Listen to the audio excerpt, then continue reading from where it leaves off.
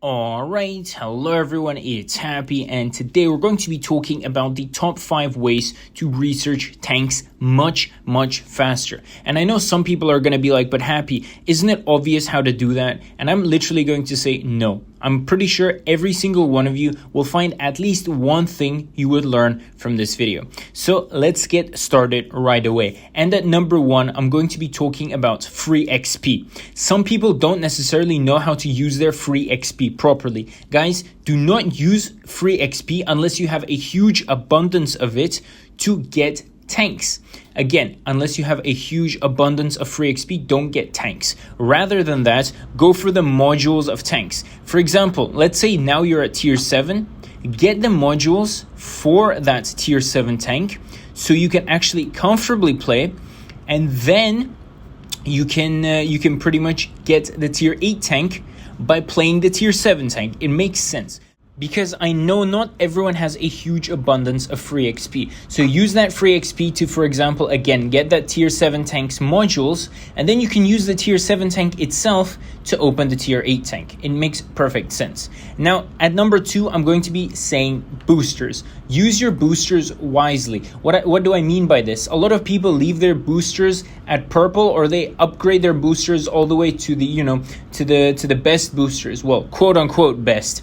In my opinion, you should only get your boosters up to the blue level, not the purple level, because then when you lose, you're not going to be losing a whole bunch of boosters, because in order to get a purple booster, you need to spend a lot of your blues. Now, I know not everyone is crazy and they have a 70% win rate.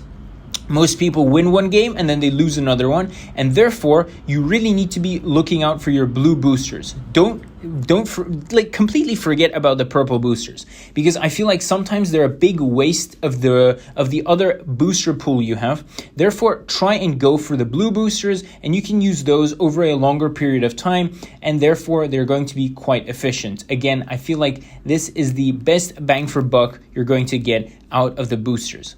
At number 3, stop playing on autopilot mode, and of course use more game modes. What do I mean by this?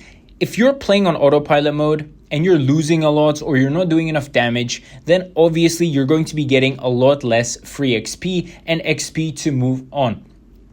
A lot of people just go into the game on autopilot mode. They don't care about stats. They don't care about winning. And then they expect to, get a lot more XP. That's not how it works. If you actually want to get more XP and more free XP, then you need to play accordingly.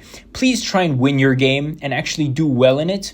And of course, you're going to progress a lot faster. That's just simple logic. And of course, if you can, try and play game modes. I'm not a big fan of them personally, but if you need a lot more free XP, go for game modes, and of course, XP boosters, and therefore you're going to be having a lot more free XP and XP on your tank. At number 4, I'm going to be talking about tank modules. You need to try and sort of open up tank modules based on their necessity.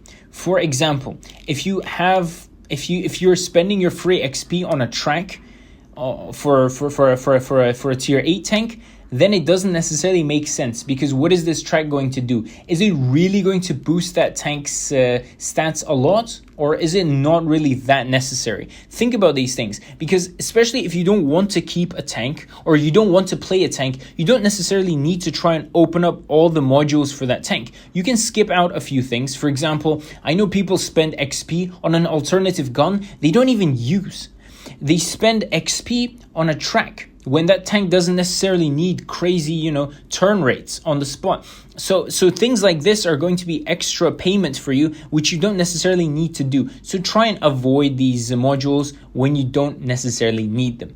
And lastly, guys, it's going to be super basic, but of course, stick to one tech tree. I know a lot of people want to, have 2 tech trees at the same time, but this is really going to slow you down in terms of both credits and XP. So please stick to one tech tree and play accordingly. So if you chose one route, just stick to it. I know people who take 2 or 3 tech trees and they still wonder why they're on tier 7 like 5 months later. It makes sense. So try and put all your energy into one tech tree, and of course you're going to get it at a much faster way. So tell me what you guys think about these tips in the comment section below, and of course, Happy is out, and I'll see you guys next time. Bye-bye.